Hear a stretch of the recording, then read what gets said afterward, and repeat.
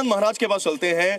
अमेशानंद महाराज जी, महाकुंभ में तमाम अखाड़े हैं, साधु संत प्रतिक्रिया दे रहे हैं, आपका क्या कहना है? राहुल गांधी, प्रियंका गांधी की जब खबर सामने आई कि वो प्रयागराज में महाकुंभ में जाकर डुबकी लगाएंगे, तो क्या ये चुनावी उनका हिंदुत्व है या उनका अपना आस्था का विषय है? देखिए, बड़ी आश्चर्यचकित बात है। हम राहुल को और प्रियंका को हम ये नहीं कह रहे कि नहीं आना चाहिए।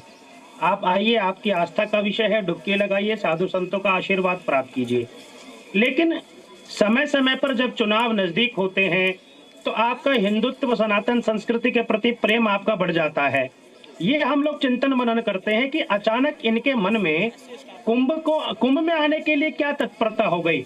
एक बात मैं आपके चैनल के माध्यम से कहना चाहता हूँ, राहुल गांधी और प्रियंका गांधी इस देश के लोकसभा के चुने हुए प्रतिनिधि हैं, उनका सम्मान है, आइए, कोई दिक्कत नहीं। लेकिन क्या वो गंगा में स्नान कर कर, संगम के तट पर स्नान कर कर अपने द्वारा और अपने पूर्वजों के द्वारा सनातन संस्कृति को नष्ट और भ्रष्ट करने के लिए जो जो कुप्रचार किया, क्या वो उसके लिए भी साधु संतों से और अखाड़ा परिषद से माफी मांगेंगे? क्या अगर वो इसके लिए नूर अहमद जी के पास चलते हैं। जी नूर अहमद जी, एक तरफ प्लेसेस ऑफ वर्शिप एक्ट का समर्थन करने के लिए कांग्रेस पार्टी सुप्रीम कोर्ट पहुंच जाती है और दूसरी तरफ महाकुंभ में डुबकी लगाने के लिए राहुल गांधी, प्रियंका गांधी की जाने की खबरें सामने आती हैं। अब इस पर प्रतिक्रिया तो आ रही है, आपका क्या कहना है इस पर? देखिए, प्रियंका गांधी और राहुल गांधी वो हिंदू समाज से ताल्लुक रखते हैं, वो उनकी आस्था है और ये पहले से ही वहां के अखाड़ा परिषद के लोगों ने कहा है, जिसकी आस्था हो यहाँ पर है। इसमें राजनीति क्यों हो रही है, इसमें सियासत हो क्यों रही है? रही बात के चुनाव के टाइम वो गए हैं वहां पर, तो चुनाव अभी जब 2024 में जो उसमें राम मंदिर की जो प्राण प्रतिष्ठा थी, उस टाइम भी चुनाव था, लेकिन वो लोग नहीं गए।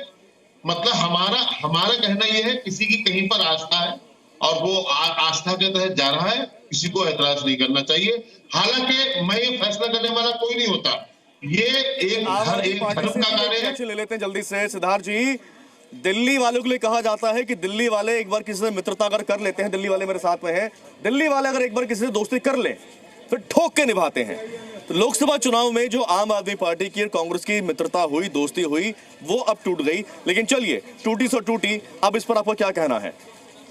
जी गौरव जी, दो बातें। एक तो मैं कार्यक्रम को किसी इंटरनेट के दिक्कत के कारण सुन तो पा रहा हूँ, देख नहीं पा रहा हूँ, इसलिए आपके स्क्रीन पे क्या चल रहा है मुझे नहीं पता। दूसरी बात, आपने मुझे पिछले आधे घंटे से इस कार्यक्रम की तैयारी के लिए बैठा हुआ हूँ, तो ओपनिंग रिमार्क्स ही सही, लेकिन कम से कम 2 मिनट समय दीजिएगा। आज जो आपका जो विषय है, उसमें जो भी सनातन धर्म से संबंधित हो या तीर्थ यात्रा हो, उसमें 2 चीजें होती हैं, एक होती है जरूरी और एक होता है पर्याप्त। जैसे कि पानी पीना हमारे लिए जरूरी है, लेकिन जीवन जीने के लिए पानी पीना पर्याप्त नहीं है, हमें खाने की भी जरूरत होती है। तो सबसे बड़ी बात यह है कि किसी भी तीर्थ यात्रा की बात जब होती है, तो जाकी रही भावना जैसी, प्रभु मूरत देखी तिन तैसी, सबको पता है, हरि अनंत हरि कथा अनंता, कहत सुनत सब विधि सब संता। तो सनातन की असली में रक्षा करते कौन है? सनातन में असली में रक्षा करते हैं हमारे घर के बुजुर्ग और पुजारी। बुजुर्ग रोज हमारे बच्चों को ध्रुव और प्रहलाद की कथा सुनाते हैं और पुजारी हमारे घर में हर सुख दुख के अनुष्ठान में आते हैं।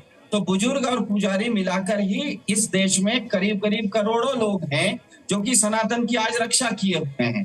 तो मुझे ये बताइए कि किसी सरकार के मुखिया के नाते खुद को सांकेतिक रूप से कुछ करना ज्यादा जरूरी है या उन करोड़ों लोगों को सनातन सिद्धार्थ जी, राहुल गांधी और उनकी बहन प्रियंका गांधी के महाकुंभ में जाकर डुबकी लगाने पर उत्तर प्रदेश के डिप्टी सीएम ब्रजेश पाठक क्या कह रहे हैं? हमारे सहयोगी ने उनसे बातचीत की है, पहले वो सुनते हैं। प्रियंका गांधी और राहुल गांधी अब कुंभ जाने की तैयारी कर रहे हैं। दरअसल ये सब सनातन धर्म को बढ़ते हुए देखना नहीं चाहते। सनातन संस्कृति पर सदियों से हमले होते आए हैं, ये भी उसी के पार्ट हैं सब।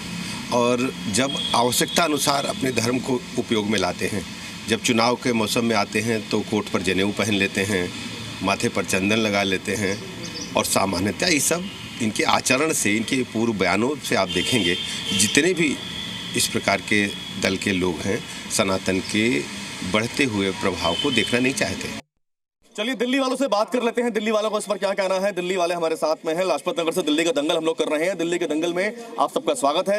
ये बताइए कि राहुल गांधी और प्रियंका गांधी महाकुंभ में अगर डुबकी लगाने जा रहे हैं तो बहुत लोग का इसमें यह कहना है कि वो चुनावी हिंदू हैं, चुनाव के वक्त उनको सनातन प्रेम की याद आ जाती है, मंदिर भ्रमण उनका शुरू हो जाता है। आपका क्या कहना है? नाम बताते रहिए अपना। मेरा नाम राजेंद्र कपूर है। क्योंकि ये लोग जो जा रहे हैं, अगर कोई भी चीज़ें अपनी आस्था के प्रति जाना चाहिए। चुनाव में क्यों जा रहे हैं, पहले भी जाना चाहिए। अगर नहीं जा रहे तो इनका मतलब कहीं ना कहीं लोगों के हैं, कभी कुछ कह रहे हैं, कभी कुछ कह रहे हैं। तो जो हिंदू है, पहले हिंदू के लिए जाना चाहिए ना आपको। जो स्नान करने जाना चाहते हो, कहीं भी जाना चाहते हो, तो आपको अगर हिंदू हो तो हिंदुओं के लिए तो देखो, हिंदू है तभी देश बचेगा। क्या नाम है आपका? मनीष कुमार नाम है मेरा। अब जाके मनीष कुमार जी, इतनी सुंदर मार्केट है, ये वॉक करते करते बात करेंगे। मार्केट भी दर्शन करते रहे हम लोग, दिल्ली का दंगल भी करते रहेंगे। हाँ मेरा कहने का मतलब ये है, अब इनको कहाँ से याद आ रही है। हाँ। और एक जगह तो इन्हीं की पार्टी के बंदे प्रयागराज जो महाकुंभ हमारा लगा हिंदू का, उस पर ऑब्जेक्शन उठाते हैं। जब उस पर ऑब्जेक्शन आप ही के पार्टी के बंदे उठाते हैं, आप लोग खुद उठाते हैं, उसके बाद स्नान करने का आपका तो मीनिंग ही नहीं बनता। हमारे हिंदू के हिसाब से इनको नहीं जाना चाहिए वहाँ पर। क्यों? क्या फायदा जाने का? उससे पहले कहाँ थे आप? अब चुनावी दावे आ रहे हैं, अब आपको लग रहा है कि दिल्ली का दंगल है और भी इलेक्शन है और सब चीज है, उसमें आपने अपनी आस्था दिखानी है। उससे पहले आस्था आपकी चुनाव दिल्ली में है, कुंभ तो लग रहा है उत्तर प्रदेश में, तो उसका इफेक्ट तो सब जगह पड़ता है ना सर। अच्छा। आपने हिंदू वोटर को जीतना है, हिंदू वोटर को जीतना है, तो आपको प्रयागराज याद आ रहा है। उससे पहले प्रयागराज याद नहीं आया था। कह रहे हैं हिंदू वोटर को जीतना है, तो इसलिए प्रयागराज इनको याद आ गया।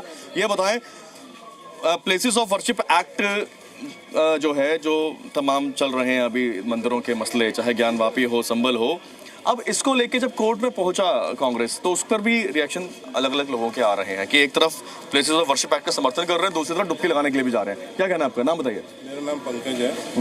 एक्चुअली क्या है, कांग्रेस जो अपने काम कर रही है और जो हमारे हिसाब से मतलब कि जो भी हिंदू एक्ट बनने की बारी आती है ना, तो उसमें सबसे ज्यादा प्रॉब्लम कांग्रेस को ही होती है। योगी जी ने नारा दिया बटेंगे तो कटेंगे, तो क्या लग रहा है कि यहाँ पर वो नारा गूंजेगा? बिल्कुल बिल्कुल। आज तक तो भैया हिंदुओं के कभी पुजारियों के लिए कभी सैलरी नहीं लॉट हुई। आप क्यों इलेक्शन के टाइम पे क्यों याद आई?